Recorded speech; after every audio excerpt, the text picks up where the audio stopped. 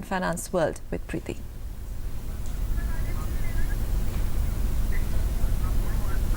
Thank you so much, Sakil and Nancy. In Finance World, we'll get you all that's been making headlines in the world of business. First, the top lines.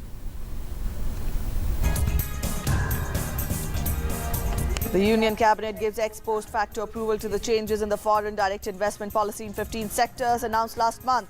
Defence, real estate, private banking, civil aviation, single brand retail and news broadcasting to benefit from the new FDI norms. FDI increases by 13%. $16.6 billion received in the first half of the current fiscal. Singapore leads in FDI investment, while services sector at $1.46 billion and telecommunications at $659 million fetched the highest FDI. EPFO has allowed its subscribers to file their applications directly to the body without employer's attestation. Subscribers have to activate universal account number and seed with the KYC details like bank account and Aadhaar number. Reduction in prices of scheduled medicines under price control brings in relief for the common man. 530 medicines, including those of cancer, HIV, AIDS, diabetes and cardiovascular diseases under the ambit. Price benefit of 350 crores rupees to be accrued to the common man. Volkswagen cheating, a well thought out crime. All diesel passenger vehicles in India will come under the scanner in the next 6 months to check their compliance with norms. The German manufacturer recalls 3.23 lakh cars in India. Those are the top stories. Up next, we'll take a look at how the markets are performing across the world.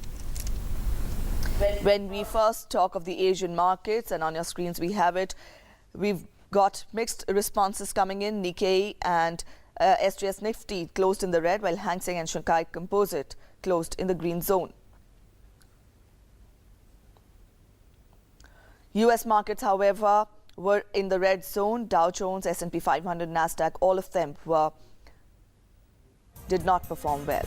When we talk of the European markets, FTSE 100 was up, but German index DAX was down by 0.63%. And when we talk of the Indian markets also were not very upbeat. BSE Sensex was down by 0.2% and CNX Nifty was down by 0.3%. With that, we'll take a look at how the currency, Indian currency, is faring up as against the global currencies. Against dollar, it was down by 0.1 and it closed at 66.59 rupees per dollar. Against euro, rupee was up 70.6 rupees per euro. It was up by 0.05. That brings us to a check of the commodities markets. Now, first, we'll take a look at the barrel check. When you talk of the crude oil check, per barrel, it will cost $42.49, which was down by 4.39. And when we talk of gold, it was again down by 164 points, 24,830 rupees per 10 grams. And when we talk of silver, silver was again, but silver was up and it was up by 64 points per 10 kg. With that, I'll end this edition of Finance World. It's back to Sakal and Nancy for the rest of Breakfast Show. Thanks, Preeti, very much for all the news from the world of business and finance. Let's now